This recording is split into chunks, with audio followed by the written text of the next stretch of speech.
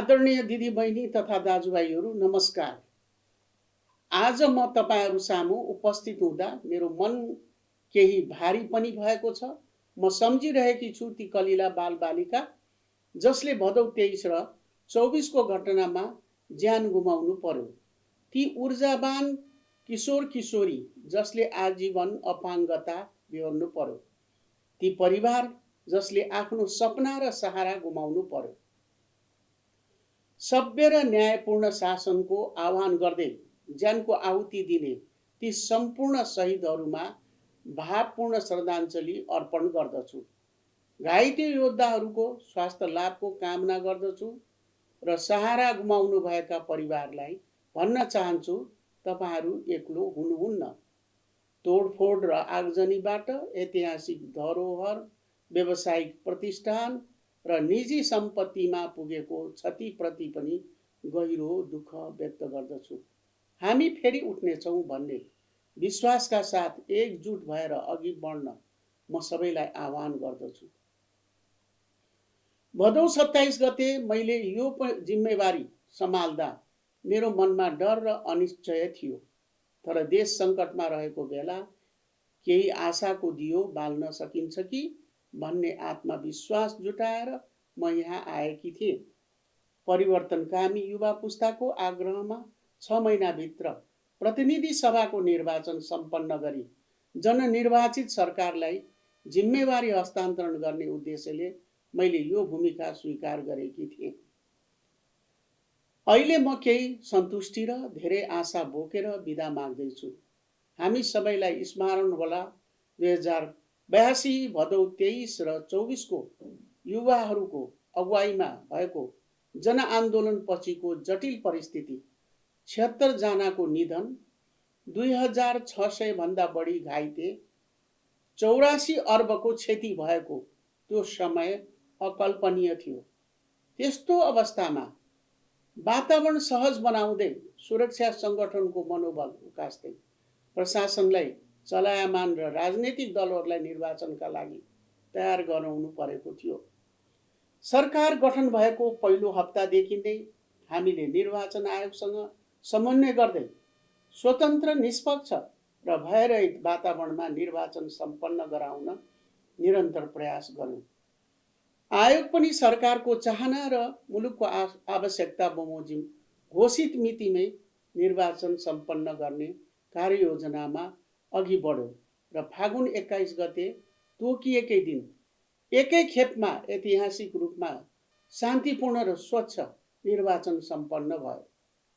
यस कार्यमा कार्यवाहक प्रमुख आयुक्त रामप्रसाद भण्डारी सहित आयुक्तज्यूहरू, त्यहाँ कार्यरत सम्पूर्ण कर्मचारीहरूले छोटो समयमा गहन परिश्रम गरी महत्त्वपूर्ण भूमिका खेल्नुभयो।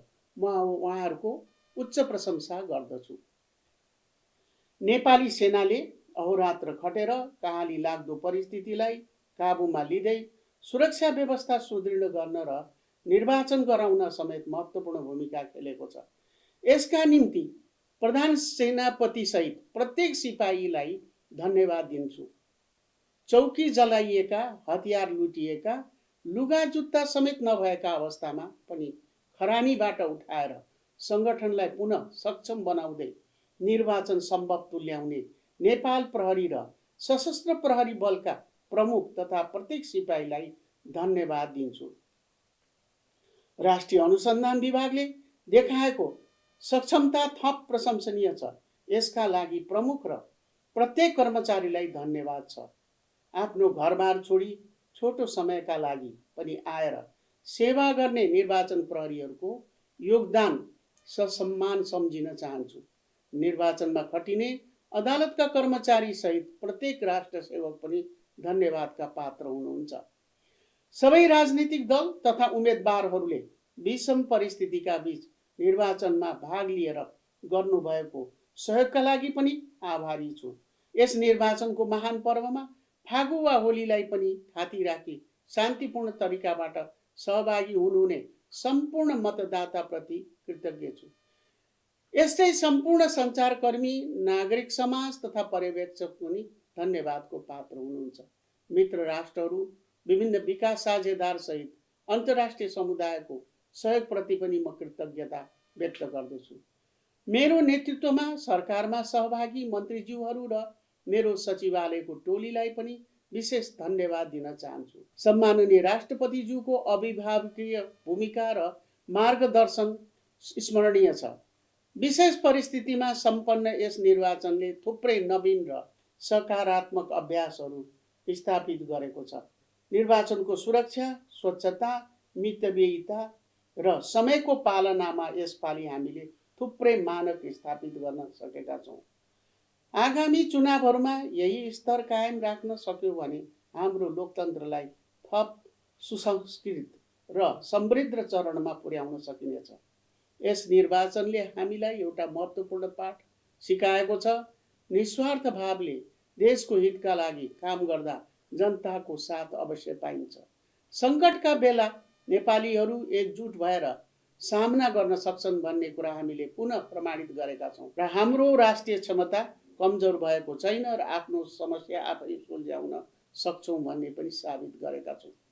यो निर्वाचनमा जेनजी आन्दोलनको मर्म र भावना बमोजिम परिवर्तनको पक्षमा नागरिकहरूले स्पष्ट जनादेश दिनुभएको छ। यो संविधानमा भएको निर्वाचन प्रणालीले कुनै दलले बहुमत प्राप्त गर्न सक्दैन भन्ने भाष्यलाई समेत गलत साबित गरिदिएको छ। नवनिर्वाचित प्रतिनिधि सभा सदस्यहरूलाई बधाई ज्ञापन गर्दै सफल कार्यकालको शुभकामना व्यक्त गर्दछु।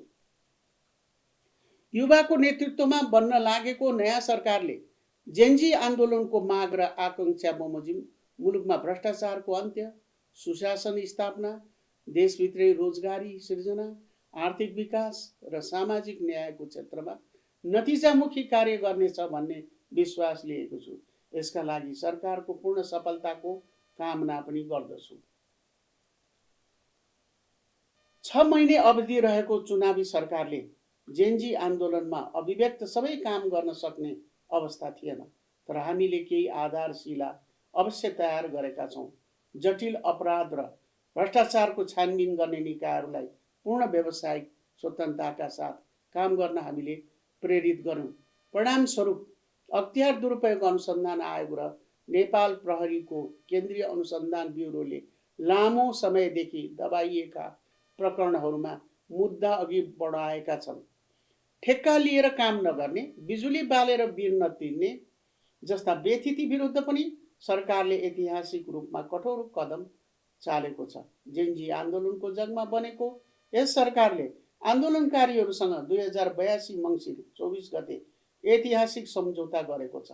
उक्त सम्झौता बमोजिमका केही काम अधुरो रहेका कारण आगामी सरकारले प्राथमिकताका साथ अघि बढाउने विश्वास लिएको छु। आन्दोलनका क्रममा भएको बल प्रयोग, तोडफोड, आगजनी, लुटपाट लगायतका घटनाको छानबिन गर्न गठित जाँचबुझ आयोगको प्रतिवेदन सार्वजनिक गर्ने निर्णय भइसकेको छ र आगामी सरकारले प्रतिवेदनको पूर्ण अध्ययन गरी सिफारिस र सुझावहरूको सन्दर्भमा आवश्यक कदम चाल्ने नै छ। जेनजी आन्दोलनबाट प्रभावित उद्योग, व्यापार र प्रतिष्ठानलाई राहत, कर छुट, सहुलियत तथा सुविधाहरू प्रदान गरी आर्थिक गतिविधि सहज रूपमा सञ्चालन गर्न र उद्योगी व्यवसायीहरूको मनोबल उच्च राख्न एकीकृत व्यावसायिक पुनरुत्थान योजना कार्यान्वयनमा ल्याइएको छ। जेनजी आन्दोलनका क्रममा क्षति भएका सार्वजनिक संरचना तथा भौतिक पूर्वाधारको पुनर्निर्माणको कार्यलाई प्राथमिकताका साथ अघि बढाइएको छ। म आज यहाँ सरकारका कामको फेरिस्त वा उपलब्धि सुनाउन उपस्थित भएकी होइन। हामीले के गर्न सक्यौँ र के सकेनौँ भन्ने मूल्याङ्कन गर्ने जिम्मा यहाँहरूलाई नै छाड्न चाहन्छु।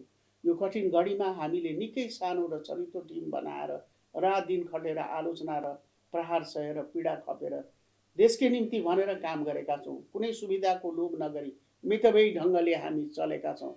यस क्रममा सबै काम राम्रो र त्रुटिरहित ढङ्गले गऱ्यौँ भन्ने पनि दाबी छैन। तर यहाँहरू सामु के निवेदन गर्दछु भने हामीले गलत नियत राखेर कुनै काम गरेका छैनौँ। पारदर्शिता, निष्ठा र जनभावनालाई केन्द्रमा राखेर काम गर्ने जमर्को गरेका छौँ। यस अवधिमा केही राम्रो गर्न सकिएको रहेछ भने त्यो तपाईँहरूकै कारण सम्भव भएको हो। यस निम्ति तपाईँहरू सबैप्रति नतमस्तक छु। यदि कमजोरी रह्यो भने त्यो मेरै भागमा पारिदिनु होला। अन्त्यमा मुलुकका सबै संस्था र सबै पक्षले आफ्नो संवैधानिक मर्यादाको परिपालन गर्दै अगाडि बढ्नुको विकल्प छैन। यसबाट मात्र सुशासनको जग मजबुत हुन्छ भन्ने हेक्का राख्नु विनम्र अनुरोध गर्दछु। अन्तरिम सरकारको कार्यभार पुरा भएको र निर्वाचन मार्फत जनादेश प्राप्त भइसकेको हुँदा नयाँ सरकारलाई स्वागत गर्नमा आतुर छु र आज पूर्ण आत्मविश्वासका साथ यो देशको उज्यालो भविष्य देखिरहेकी छु, जहाँ हाम्रो एकता, इमानदारी र प्रत्येक नागरिकको परिश्रमले नयाँ इतिहास लेख्नेछ। धन्यवाद। नमस्कार।